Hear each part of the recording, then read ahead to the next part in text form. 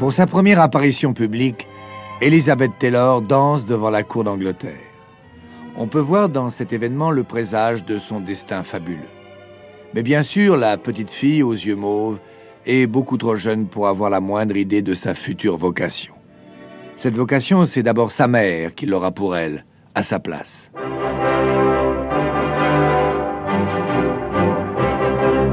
Avant d'épouser Francis Taylor, Sarah Thornton est comédienne.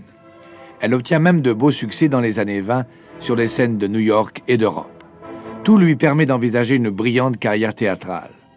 Elle y renonce quand elle rencontre celui qui deviendra son mari. M. Taylor était un grand expert en tableau, qui lui a fait d'ailleurs pour elle une très belle collection. C'est le grand coiffeur Alexandre, un ami intime d'Elizabeth, qui nous le rappelle.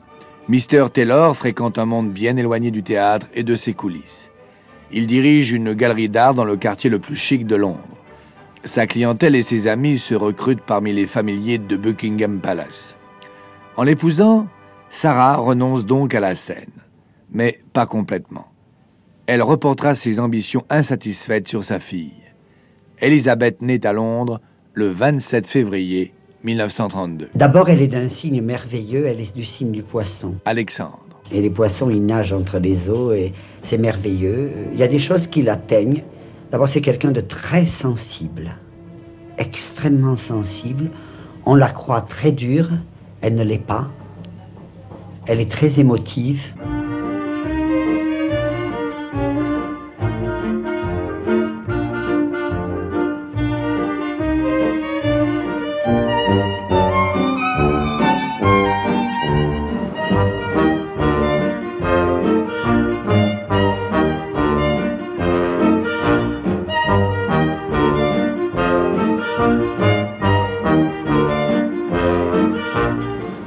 Dans Hampstead, le 16e de Londres, tout le monde remarque cette petite fille aux manières un peu précieuses. Avec ses cheveux noirs, ses grands yeux violets, sa beauté est déjà surprenante. Elle a de qui tenir. Une romancière anglaise dira de son père « C'est le plus bel homme que j'ai jamais rencontré ». Manteau de velours délicat, chaussures de chevreau glacées, Elizabeth ressemble à une petite princesse. Tous les matins, sa nurse la conduit dans une école privée ultra chic. Et les passants se retournent sur la fillette qui tient fièrement en laisse son caniche ou son chihuahua préféré. Elle adore les animaux. Une passion des chats. Elle m'a fait vivre une vie infernale avec les chats et les chiens. Alexandre. Et les chiens. 6, 7 chiens. J'ai hérité même moi de chiens à elle, qu'elle m'a donné.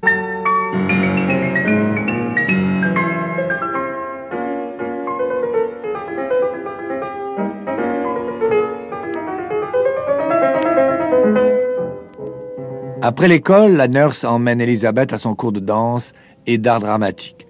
Sous prétexte de lui donner une éducation complète, Mrs. Taylor pousse sa fille insensiblement vers le monde du spectacle. Mr. Taylor ne se rend compte de rien. Au contraire, il est très fier qu'Elizabeth sache faire la révérence ou réciter un petit poème devant ses amis du Parlement. Parmi ce beau monde, avec cette éducation qui fait d'elle un petit singe savant, Lise n'acquérera pas de sitôt un sens aigu de la réalité. Elisabeth, elle croyait au Père Noël encore. Hein. Vous savez, en anglais, on dit you are square. Tu es franchement naïve. Raymond Vignal, l'ancien secrétaire particulier d'Elizabeth Taylor. Parce que vraiment, elle croyait tout. Tout ce qu'on lui disait, elle y croyait. Je suis sûr, elle croit encore au Père Noël. Je suis sûr.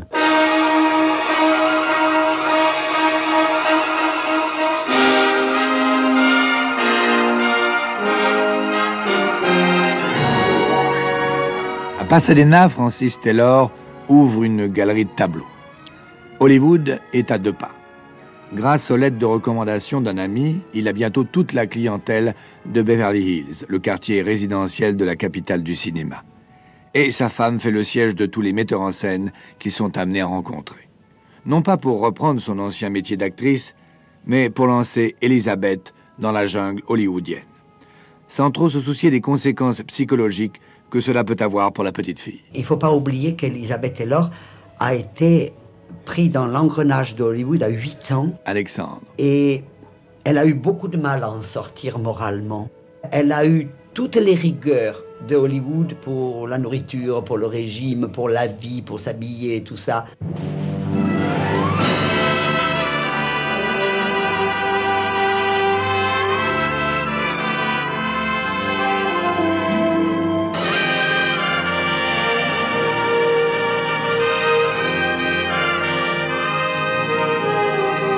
Elisabeth n'a pas 10 ans. Elle a déjà tourné dans un vague court-métrage et dans un film de Harold Young qui ne laisse pas un souvenir impérissable. Sa rencontre avec Sam Marks est déterminante pour son avenir. Le producteur lui confie un rôle important, celui de Priscilla dans le film de Fred Wilcox, Fidèle Lassie.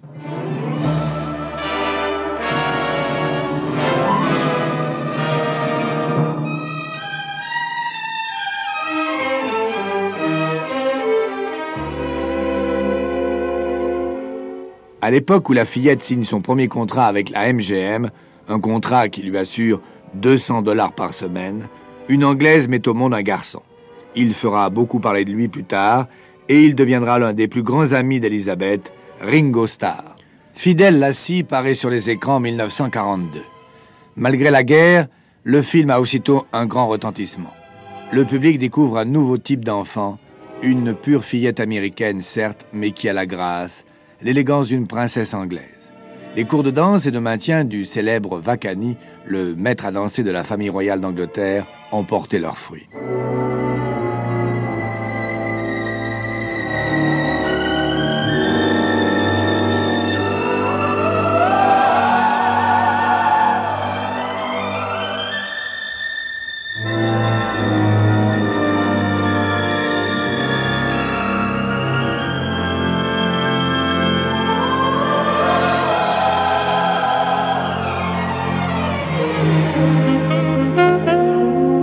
Elisabeth fréquente désormais la petite école rouge de la MGM. C'est une école spécialement conçue pour les plus jeunes acteurs de la maison afin de concilier les impératifs de la production et les lois fédérales sur l'enseignement. Ses camarades de classe s'appellent Judy Garland, Mickey Rooney, Lana Turner. Lise est à nouveau en plein conte de fées. Elle allait à l'école, au studio, c'est-à-dire qu'elle a été élevée dans les studios de cinéma. Alors, elle a été une star depuis qu'elle est toute petite. Bettina Graziani, amie d'Elizabeth Taylor, directrice de la maison de couture Valentino. Comment voulez-vous qu'une femme qui a eu ce succès, qui a la célébrité, qui a vécu dans un monde tellement spécial que le monde du cinéma, soit quelqu'un qui a des réactions de femme normale?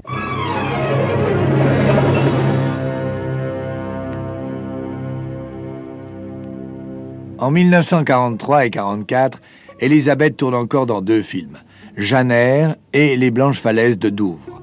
Mais cela ne satisfait pas Mrs. Taylor.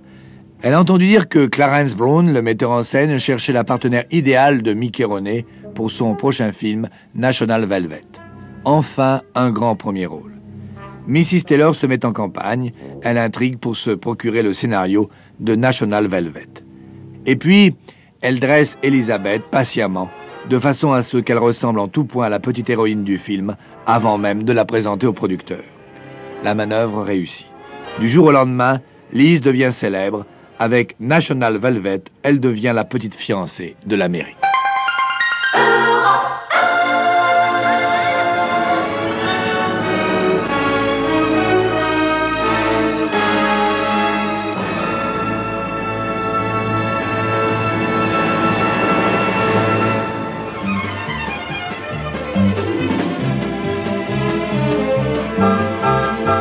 National Velvet devait mettre en valeur Mickey Rooney, l'enfant prodige de la MGM.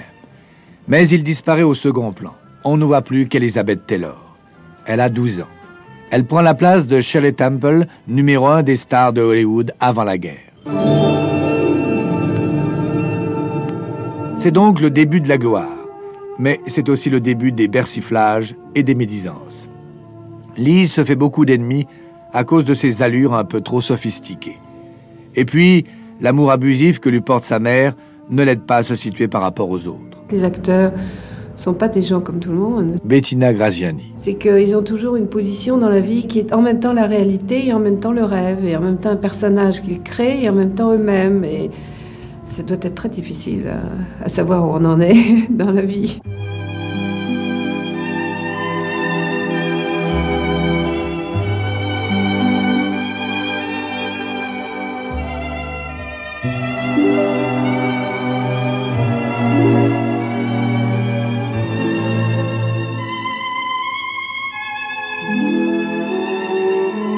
À À 16 ans, Elisabeth commence à se rebeller contre l'image que sa mère, aussi bien que la MGM, veulent donner d'elle. Soudain, la ravissante poupée anglaise se met à poser les coudes sur la table, elle se maquille outrageusement, elle jure comme un charretier. Et puis, elle décide de fréquenter désormais qui elle veut. Elle est anti-studio. Raymond Vignal, qui a été le secrétaire d'Elizabeth Taylor. Elle était très anti-studio parce que quand elle était sous contrat avec la MGM, je me souviens, qu'on lui faisait faire un rôle de temps en temps, elle détestait de sortir avec qui on lui dit de sortir. Elle voulait sortir avec qui elle voulait sortir. Hein. Alors je crois c'était une des seules qui s'est révoltée un petit peu contre le système de Hollywood.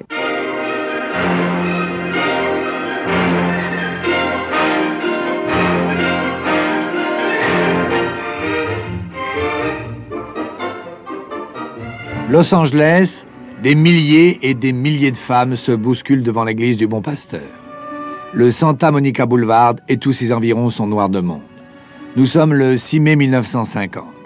On célèbre le mariage de Conrad Nicky Hilton, héritier des hôtels du même nom, avec la petite fiancée de l'Amérique, Liz Taylor. C'est presque une fête nationale.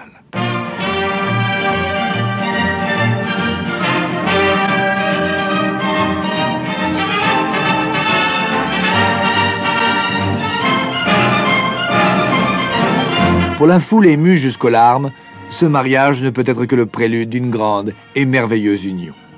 Nicky et moi, nous avons les mêmes goûts, déclare Elisabeth aux journalistes. Nous aimons le salami, les oignons et les pullovers trop grands. Après cette explication convaincante, le jeune couple s'embarque sur le Queen Mary pour passer sa lune de miel en Europe. 7 mois plus tard, la presse annonce le premier divorce d'Elisabeth. C'est une femme qui ne peut pas rester seule. Un ami d'Elizabeth Taylor, le grand coiffeur, Alexandre. C'est une femme qui a besoin d'une présence masculine et je crois qu'elle a confiance dans un homme et qu'elle en a besoin.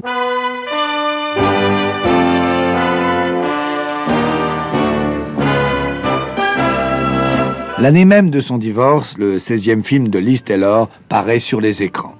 Une place au soleil de George Stevens. C'est un film qui rappelle à Elisabeth des souvenirs nostalgiques. Pendant le tournage, bien avant son mariage avec Conrad Hilton, elle est tombée follement amoureuse de son partenaire, Montgomery Clift. Mais c'est un amour qui ne sortira pas du cadre de la plus chaste amitié. Je ne sais pas comment est-ce qu'elle a connu Monty, mais on en parlait beaucoup en tout cas. L'ancien secrétaire et ami d'Elizabeth Taylor, Raymond Vignal. Et à chaque fois, il y avait des épisodes là, qui travaillaient ensemble, qui s'aimaient beaucoup. Et je crois vraiment qu'il y avait un grand amour entre eux deux. Mais un amour, comme je dis, de vraie amitié, je crois. Pas comme garçon et fille, plutôt comme deux grands amis. Hein.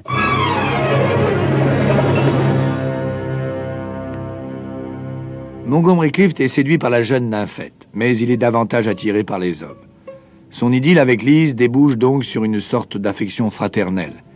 Et celle-ci ne se démentira jamais. Monty aidera beaucoup la jeune femme à supporter l'échec de son mariage avec Hilton.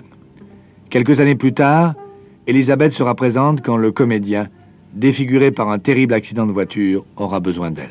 Donc, elle avait payé presque tout l'hôpital pour lui. Et elle a beaucoup aidé. Raymond Vignal. Elle lui a beaucoup aidé pour le faire retourner au cinéma parce qu'il ne voulait plus faire du cinéma, parce qu'il se croyait que c'était la fin, c'était elle qui insistait. Et en effet, donc il est retourné. Après, il a fait encore des beaux films. Après ça, il a fait ce beau film là, From Here to Eternity. Tant qu'il y aura des hommes, c'était magnifique là, il était grandiose là-dedans. Hein.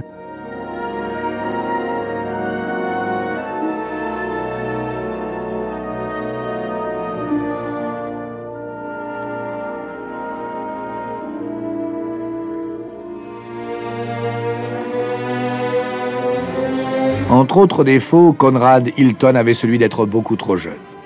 Michael Wilding, lui, a 19 ans de plus qu'Elizabeth. C'est son premier atout. Ensuite, il ressemble à ces parfaits gentlemen que Mr. Taylor recevait quand ils habitaient Londres. Michael Wilding se comporte envers elle comme un père, et Liz adore être traitée comme une enfant. Par exemple, le matin, moi je la réveillais, en Russie je la réveillais. Raymond Vignal évoque ses souvenirs d'un tournage en Union soviétique. Alors à 6 heures, je la réveillais. Mais très très jolie, c'est 6 heures, il faut se lever, nos enfants ont besoin de l'argent, il faut travailler. Je dis ok, elle me disait encore 10 minutes, je dis bon, 10 minutes après. Après 10 minutes encore, je disais hello my beautiful, you have to get up, time to work. Hein. Ah, il faut vraiment, je dis oui, il faut, Elisabeth. Bon. Bientôt, ce sera au tour d'Elisabeth de câliner les autres, en l'occurrence ses propres enfants. Elle épouse Michael Wilding en février 1952, pratiquement pour son 20e anniversaire. Et son premier fils vient au monde en janvier 1953.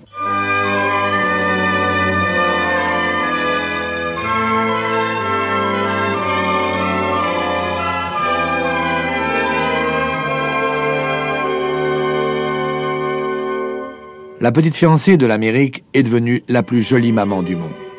Mais les reporters devront attendre longtemps pour la photographier de nouveau. Durant sa grossesse, Lise est revenue à son péché mignon, la gourmandise. Et quelle gourmandise! Elle adore manger, manger. Elle m'a fait apporter des tonnes de cassoulet. C'était son plat préféré. J'ai voyagé dans le monde entier avec des kilos de cassoulet partout. Ce n'est pas très bon pour la ligne, ça, monsieur Alexandre. Mais elle pense pas à la ligne. Elle pense à elle, à manger. Elle adore les bons vins, le Dom Pérignon. Elle adore manger, elle s'en prive pas. Dès qu'elle retrouve son poids normal, Lise se remet à tourner. En revanche, la carrière de son mari ne progresse pas beaucoup. Michael Wilding n'était déjà qu'un acteur de second plan. Depuis son mariage avec Lise, sa personnalité s'efface de plus en plus, comme s'il était pris d'une sorte d'engourdissement.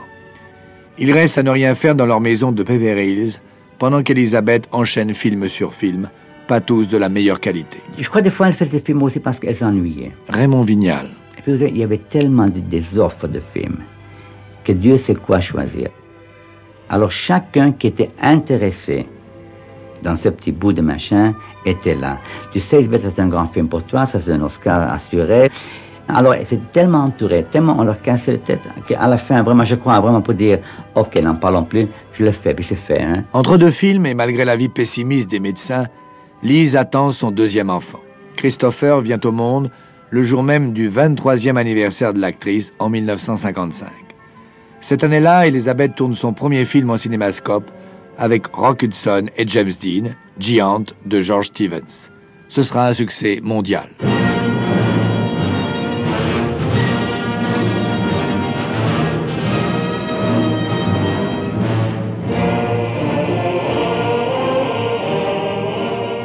Selon son habitude, James Dean se montre odieux avec toute l'équipe du film.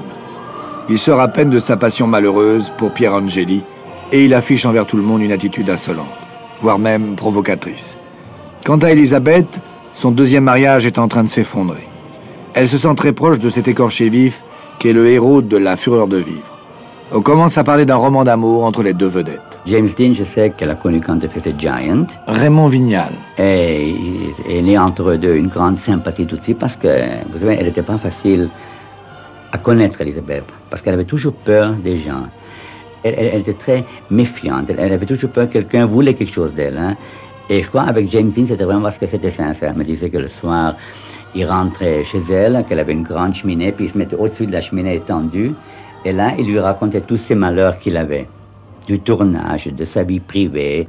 Vers la fin du tournage de ce film, Giant, Lise s'est réveillée une nuit en hurlant de douleur. Ses premiers ennuis avec sa colonne vertébrale. Mais l'actrice est persuadée qu'il s'agit de bien autre chose, d'un sinistre pressentiment, d'un avertissement terrible. Il va se produire une chose affreuse, elle en est sûre. On la calme comme on peut, en lui démontrant que ses craintes sont stupides.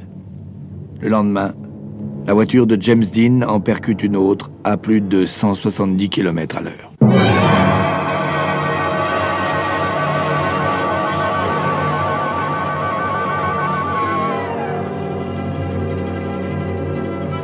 L'époque à laquelle Liz Taylor termine le tournage de Giant appartient à ses plus mauvais souvenirs.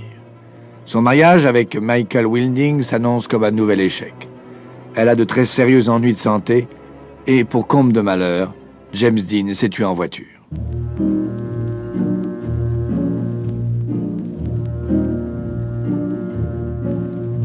Malgré son chagrin, Liz est obligée d'assister aux soirées de Hollywood. Cela fait partie des obligations de son métier. Mais le plus souvent, elle reste à l'écart, elle n'ouvre même plus la bouche. Si bien qu'un jour, Humphrey Bogart vient la trouver dans son coin. « Écoute, ma petite, lui dit-il, ça fait un bon moment que je t'observe.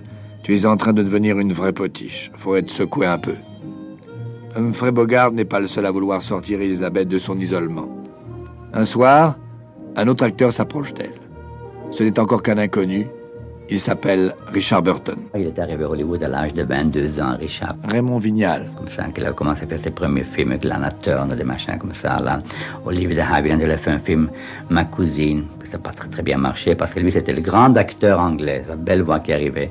Et puis un jour, il était invité à ces fameuses parties qu'on donne à Hollywood pour rencontrer les gens. Et puis là, il était assis sur le bord de la piscine, une belle fille. Alors il va là, il dit, comment appelez-vous? Il dit, demandez aux gens comment je m'appelle. Hein. Il dit, encore une de ceux-là qui fait passer plus grande vedette. Il dit, non, c'était donc Elizabeth Taylor. Hein.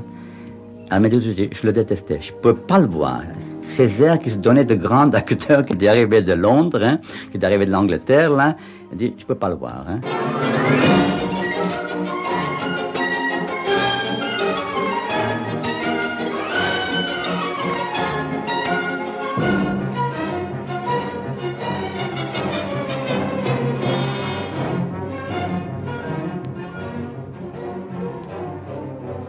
Richard Burton aura davantage de chance quelques années plus tard, comme chacun le sait. Mais nous n'en sommes pas encore à Cléopâtre. Pour l'instant, Lise s'apprête à tourner L'Arbre de vie, un film dont le titre convient parfaitement à celle qui se battra toujours contre la maladie et la mort. La mise au monde de ces deux enfants a décalcifié Elizabeth Taylor. Il faudra l'opérer de la colonne vertébrale, une intervention particulièrement dangereuse. Et puis, le moindre rhume se transforme chez elle en bronchopneumonie. Elle attrape des maladies qui n'arrivent à personne d'autre. Elle se blesse gravement sans même s'en rendre compte. Pendant le tournage de La piste des éléphants, par exemple, une crise nerveuse lui a paralysé l'œil gauche. On a bien cru qu'elle resterait bonne. Malgré tous ses ennuis, la jeune femme ne perd ni son goût de la vie, ni sa chaleureuse cordialité. Elle aime, c'est son signe, elle aime l'amitié. Voilà, c'est ça, Elizabeth Taylor. Alexandre. Et elle la rend. Elle la rend 10 fois plus que celle que vous lui donnez. Et je crois que c'est parce qu'elle a été malheureuse. Elle a été très malheureuse d'être malade, de grossir, de maigrir, de ne pas bouger, d'avoir mal au dos, de ceci, de cela. Donc elle sait ce que c'est la souffrance. C'est une femme qui a été très éprouvée par la maladie.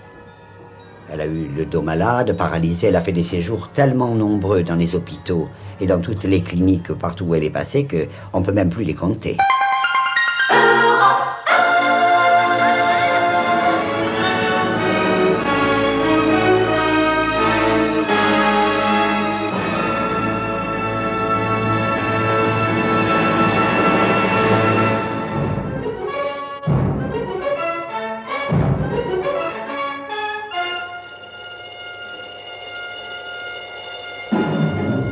En 1915, un gamin dépenaillé court à toute allure dans les rues populeuses de Brooklyn. Sur ses talons, 2 agents de police. C'est une petite chasse à l'homme. Mais le gamin connaît le quartier comme le fond de sa poche. Il se faufile parmi les cajots d'ordures, entre les vieux meubles cassés qui encombrent les ruelles. En 2 minutes, il a disparu. Il s'appelle Avrom Goldbogen. C'est le fils d'un rabbin polonais. À 7 ans, il dirige un tripot clandestin où les enfants de son quartier viennent jouer à la passe anglaise. À 8 ans, il est crieur de journaux. À 13 ans, apprenti pharmacien. À 17, il dirige une entreprise de construction.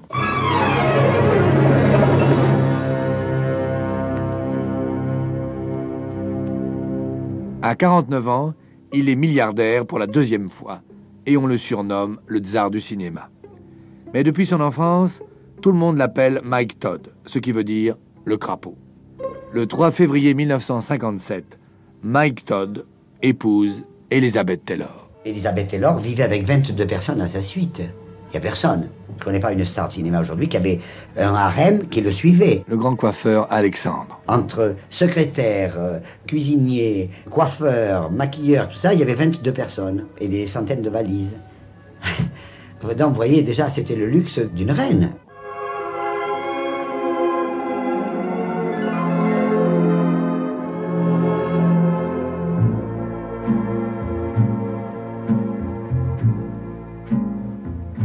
Ce qui séduit Elizabeth, ce n'est pas tant la fortune de Mike Todd que la puissance et la vitalité qui se dégagent du petit colosse trapu. Auprès de lui, elle se sent en sécurité, donc elle est heureuse. Le jour de son mariage, dans la mairie d'Acapulco, elle arrive même à sourire. Et personne ne soupçonnerait à la voir qu'elle porte sous sa robe de mousseline mauve un corset de fer. Un corset qui l'emprisonne du bassin jusqu'aux épaules. 2 mois plus tôt, on a opéré l'actrice d'une hernie à un disque vertébral. Mike va se démener pour lui trouver les meilleurs docteurs, les meilleurs chirurgiens. Elisabeth est maintenant sa chose. Mike Todd était un homme autoritaire, ça tout le monde le savait. Alexandre. C'était le grand monsieur qui portait la culotte au studio, dans la vie privée et tout ça. Et puis Elisabeth Taylor, à ce moment-là, était extrêmement jeune et elle était obéissante, je crois, à Todd. Enfin, Elisabeth a rencontré un homme qui la domine. C'est à peu près ce que titrent tous les journaux de l'époque. Mais il faut bien reconnaître que si elle se fait traiter comme une princesse, Elisabeth suit en femme soumise toutes les directives de son mari. Et ce géant de Todd, il m'aurait dit un bulldozer qui est rentré dans mon hall. Alexandre. Ma directrice l'a reçu et il lui a dit, voilà madame, j'emmène à monsieur Alexandre, ma femme, Elisabeth Taylor. Elle a des cheveux très longs, je veux la voir rasée. On l'a lavée, préparée, je l'ai mise sur mon fauteuil. Des cheveux qui arrivaient plus longs que le dos. Superbe, cheveux, une chevelure noire, brillante, superbe, longue. Je l'ai fait asseoir et j'ai commencé à mettre mes ciseaux dans sa chevelure. Et à mesure que je coupais, il y avait des larmes qui tombaient. Mais pas un mot, pas un éclat, rien. Elle me regardait dans la glace. Il y avait par image qui photographiait autour de moi. Et moi, je coupais, je regardais les mèches, je gardais les mèches. Et tout d'un coup, elle s'est retrouvée avec toute la tête, disons, à 4-5 cm de cheveux. Sur toute la tête.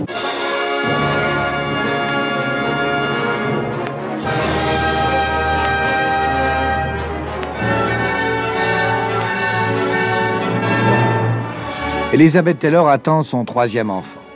Les médecins l'ont pourtant mise en garde. Un nouvel accouchement peut lui être fatal. Mais derrière sa façade de star richissime et capricieuse se cache une petite femme toute simple. Elisabeth adore les enfants.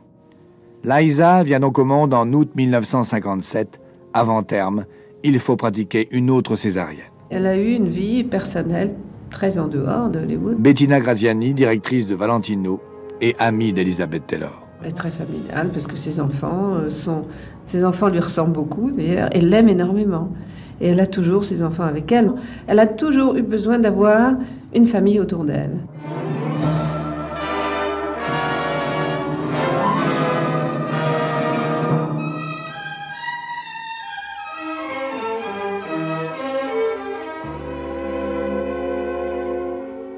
Après la naissance de Liza, Elisabeth tourne La chatte sur un toit brûlant.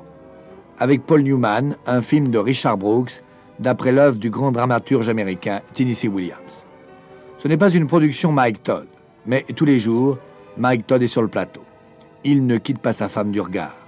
Il intervient sans arrêt pour conseiller Richard Brooks sur la meilleure façon de filmer Elisabeth. Si on le laissait faire, il donnerait même des ordres aux techniciens. Jamais Elisabeth n'aura été aussi entourée que par ce diable d'homme. Le tournage à peine terminé, Mike l'emmène dans un nouveau tour du monde, non pas en 80 jours, mais à bride abattue. La pauvrette n'a même pas le temps d'aller chez le coiffeur. Un jour, je reçois un coup de téléphone. Allô, ici, le secrétaire de monsieur Mike Todd. Voulez-vous venir à Orly? Il vous attend à Orly. Mais il faut porter absolument tout pour coiffer à Orly madame Elisabeth Taylor. Alexandre. Monsieur le directeur d'Orly vous attend dans son bureau. J'arrive dans le bureau du directeur. Il y avait Mike Todd installé là avec Elisabeth Taylor qui m'a dit on n'a pas le temps de retourner à Paris, on est très pressé. Nous repartons ce soir dans la nuit pour l'Amérique et j'ai coiffé Elisabeth Taylor. Mike Todd est vraiment très pressé ce jour-là, mais pas au point d'oublier la publicité de sa femme. Il a dit j'ai mon petit avion privé, je veux qu'il y ait une photo d'Elisabeth et de vous que vous coiffiez dans l'avion. Alors nous voilà partis sur le terrain, on a réinstallé Elisabeth sur la banquette, moi j'ai pris mon peigne et on a fait une photo, la célèbre photo qui est apparue dans le monde entier.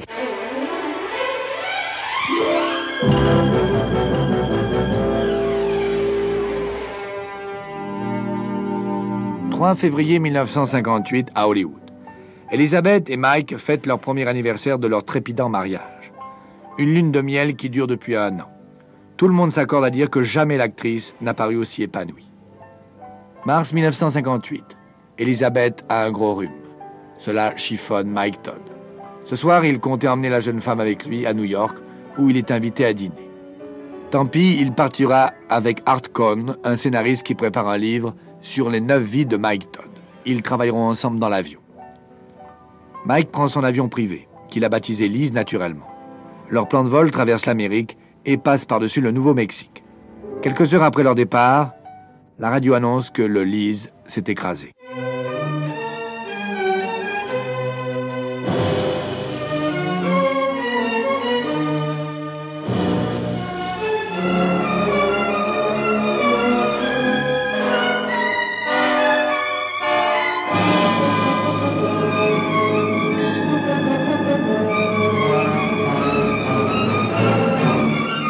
Le désarroi d'Elisabeth est indescriptible. Tous les journaux à sensation publient en première page les photos de la jeune veuve essayant de se jeter sur le cercueil, se labourant le visage avec ses ongles, hurlant sa douleur comme une bête blessée. L'Amérique entière compatit à son chagrin.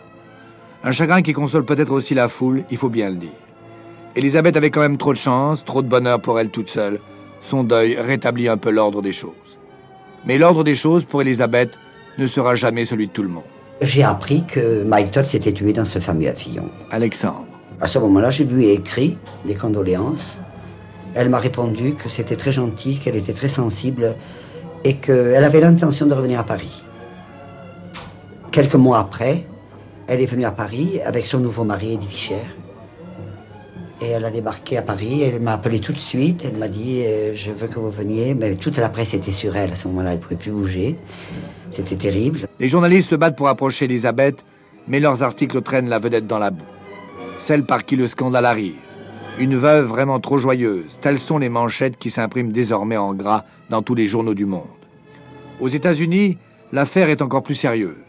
300 ligues pour la protection de la vertu réclament carrément l'interdiction des films de la nouvelle Madame Fischer. Toute cette hostilité parce que Lise a épousé Eddie, le meilleur ami de Mike Todd, un an après la mort de ce dernier. Son lit était encore chaud, écriront certains journalistes qui, eux, n'ont pas froid aux yeux. Mais comment Elisabeth aurait-elle pu oublier Mike Todd? Je crois que lorsque Mike Todd est mort, elle a eu un désarroi de femme tellement profond qu'il dure encore aujourd'hui. Alexandre. Je crois que le mariage d'Elizabeth Taylor avec Mike Todd a été le grand événement de sa vie et la secousse mondiale qui a fait déborder les frontières. Donc, elle était un petit peu comme quand on parlait de Greta Garbo à la grande époque de la Divine. Devant l'ampleur du scandale, on promet à Lise la fin prochaine de sa carrière. Certains chroniqueurs français n'hésitent pas à parler d'elle à l'imparfait. Ils ironisent sur l'ex-vedette, l'ancienne star. Mais cela n'empêchera pas Elisabeth de recevoir bientôt le plus fabuleux cachet du monde. 1 million de dollars et des dollars d'il y a 20 ans pour son rôle dans Cléopâtre.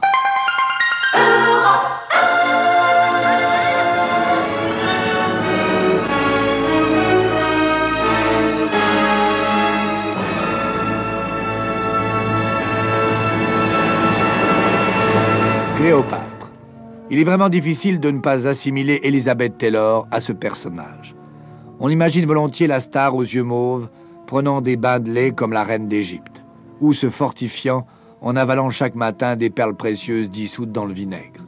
Le train de vie d'Elisabeth a quelque chose d'impérial. Et quand les porteurs d'Orly la voient arriver avec tous ses bagages, ils lui conseilleraient bien de voyager comme Cléopâtre sur une galère. Et quand on partage d'Elisabeth, on part avec très très peu de choses. Oui, cette fois-ci très peu. Raymond Vignal, l'ancien secrétaire particulier d'Elisabeth Taylor. J'étais à Los Angeles à Genève, donc à l'Erkstadt. J'avais avec moi 75 valises, 75. J'avais 10 chiens avec moi, 2 chats, un perroquet. Je crois, j'avais compté une fois, il y avait des pantalons là dans son machin qu'on avait acheté. Je crois qu'il y en avait plus que 120 paires de pantalons.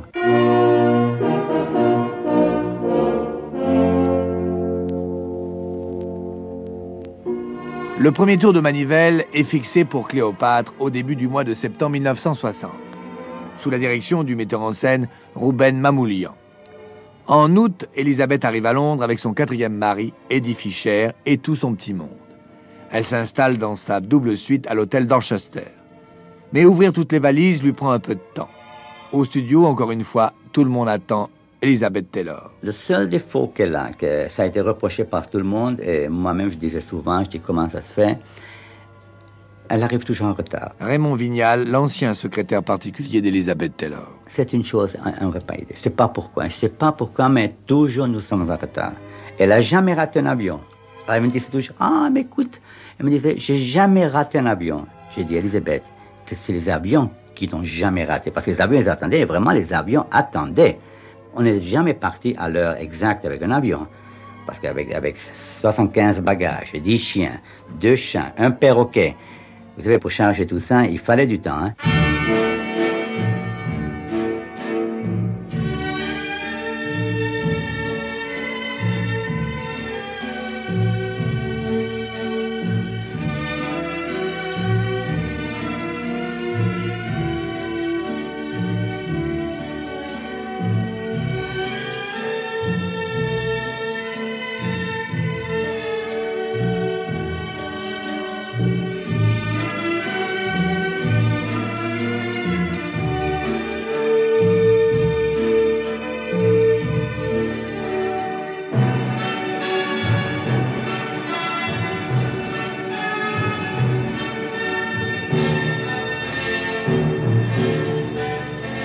Elisabeth se présente sur le plateau avec 3 mois de retard. Le réalisateur, Rouben Mamoulian, s'arrache les cheveux, mais il n'est qu'au début de ses peines. Car Elisabeth a exigé que Cléopâtre soit tournée en Todao. C'est un brevet qui appartenait à son 3e et défunt mari, Mike Todd, et elle touche des royalties sur son exploitation. Hélas, le Todao provoque une légère distorsion des images. Quand on projette les premiers rushs, Elisabeth pique une véritable crise de nerfs. Elle ne veut pas croire que la petite boulotte qu'on aperçoit là-bas sur l'écran, c'est bien elle. Elle ne veut pas le croire, pourtant elle n'arrive plus à respirer dans aucune des 62 robes qu'on lui a faites pour son rôle. Le Todao n'est pas seul en cause.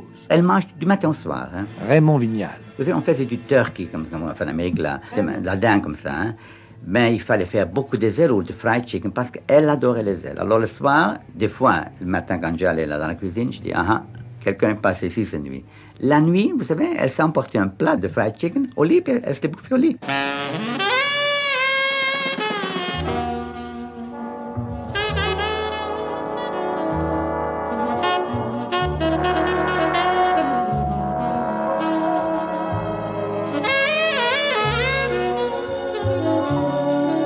Elisabeth suit une cure d'amaigrissement. Pendant ce temps, 1 millier de comédiens qu'on paye 50 à 100 livres sterling par jour traînent dans les studios déserts. Chacun des 7 kilos que doit perdre Cléopâtre coûte une petite fortune aux producteurs de la Fox. Et le tournage est à peine repris qu'il faut de nouveau l'interrompre. Cette fois, Elisabeth est gravement malade. Durant son hospitalisation, toute une Égypte en carton-pâte se décompose sous le crachat anglais. Découragé, Rouben Mamoulian s'en va. C'est Joseph Mankiewicz qui prend la suite. On reconstruit les décors à Rome. Entre-temps, Elisabeth s'est remise à grignoter. Quand Richard Burton la rencontre à Rome, il laisse échapper cette parole aimable. « Mais cette femme est trop grosse !»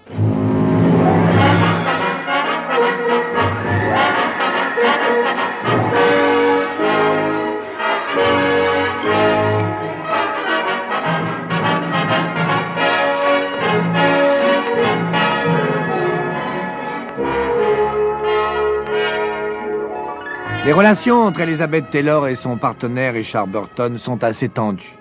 Ils ne s'adressent pas la parole. Et puis, les décors de Cléopâtre sont à nouveau inondés, les figurants romains se conduisent en dépit du bon sens, tout va de travers. Au milieu de tous ces problèmes, Madame Eddie Fisher trouve bientôt quelques raisons de se consoler. D'abord, elle apprend qu'elle est la première au box-office du cinéma mondial. Et enfin, elle découvre que ses relations s'améliorent de jour en jour avec Richard Burton. Il ne peut pas se voir tous les deux. Raymond Vignal. Ça ne marchait pas du tout. Parce qu'elle boudait et lui boudait.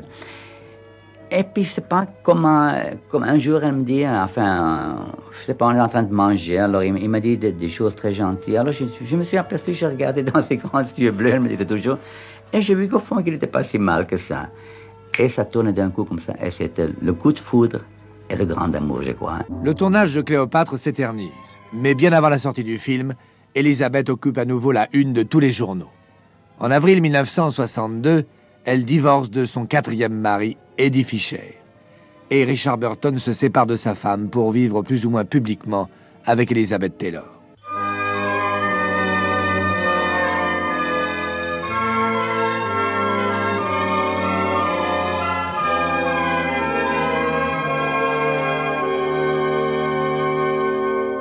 Elizabeth épouse Richard Burton à Montréal en mars 1964. Elle était catholique lors de son mariage avec Conrad Hilton. Sous l'influence de Mike Todd et pour épouser Eddie Fisher, elle s'est convertie au judaïsme. Mais cette fois, son union avec Richard est bénie par un pasteur de l'Église unitaire. Cette valse des religions, après celle des maris, n'est pas du goût de tout le monde. Aussi, quand Elizabeth obtient l'autorisation légale d'adopter Maria, une petite handicapée qu'elle a recueillie dans un hôpital, le Vatican se déchaîne contre elle. Elle adore les enfants, elle l'a prouvé en adoptant Maria. Alexandre. Elle a fait un geste fabuleux d'une enfant qui était estropiée, qui avait toutes les difficultés de la vie. Et après tout, on aurait dit pourquoi on va s'embarrasser d'un cas le plus terrible de la vie. Elle était prise dans un engrenage de travail, mari et tout ça.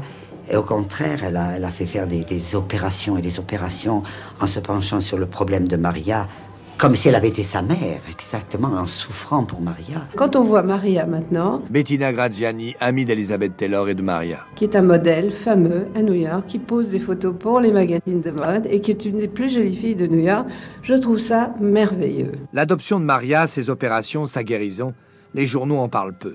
Beaucoup moins en tout cas que de la consommation d'alcool des Burton et de leurs disputes continuelles. Disputes qui sont bien souvent exagérées pour les besoins de la cause. On était tous les trois au chalet. Raymond Vignal. Donc moi, je leur laissais toute la liberté. Le soir, je sortais vers 7h30, 8h, je disais, Elisabeth, je descends à Gstad, là, et je vous enferme. On ne peut pas sortir. Oh, très, très bien. Hein. Bon, pour les laisser seuls, vraiment. Ils pouvaient faire la grande lutte, ils pouvaient faire ce qu'ils voulaient. Hein. Mais quand je rentrais à minuit, chaque soir, n'importe où, je trouvais sur mon oreiller un petit mot en disant, tu sais, c'était très gentil de ta part de nous laisser seuls. J'étais très, très heureux avec Richard.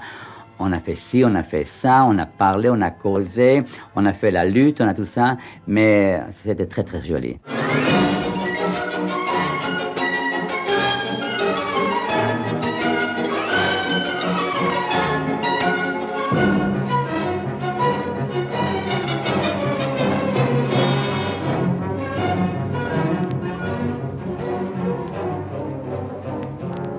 Les rapports passionnels d'Elizabeth et Richard sont tellement connus que lorsqu'ils tournent ensemble, qui a peur de Virginia Woolf, le public s'imagine entrer de plein pied dans la vie privée du célèbre couple. Voyons, chérie, si je vous embrassais, j'en serais tout excité, j'en perdrais le contrôle de moi-même. Je pourrais être amené à vous prendre de force, là, par terre, dans le salon, sur le tapis. C'est alors que nous, chers petits invités, entreraient, mon Dieu. Hein. Qu'en penserait votre père?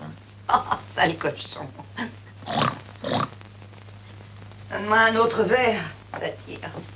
Tout Jésus, qu'est-ce que tu peux engloutir? Oh, que j'ai soif. Oh, c'est...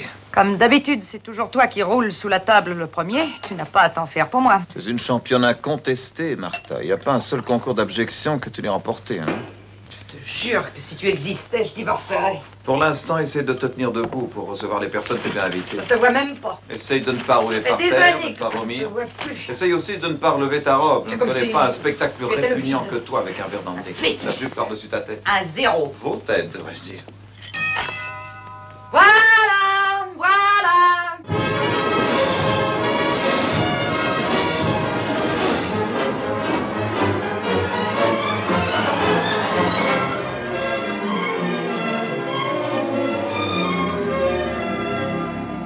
Pour incarner la tendre et féroce Martha, la star aux yeux mauves s'est forcée à grossir de 20 kilos et à vieillir de 10 ans. Mais sa prestation lui vaudra son deuxième Oscar.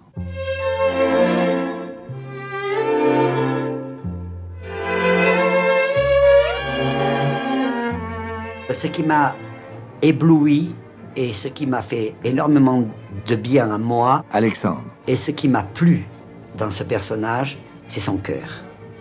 Elle est capable vraiment de certains actes de bonté et de charité fabuleux qu'une femme de cette dimension, je n'aurais pas pensé ait pu avoir. Raymond Gérôme. Elle invente, elle est la seule dans cette galerie de dinosaures, elle invente Un personnage qui a l'air de sortir d'elle. Je trouve que c'est ce qu'il y a de plus extraordinaire chez Taylor, c'est sa liberté en tant qu'actrice. Vous vous rappelez Cérémonie secrète? C'est fantastique ce qu'elle fait. Parce que elle est très très professionnelle, elle est dans les marques, elle est dans les lumières. Vous pensez comme elle va rater la lumière. Elle pourrait nous donner des leçons. Et la voix est contrôlée, etc. Et elle a l'air d'être absolument libre d'inventer tout.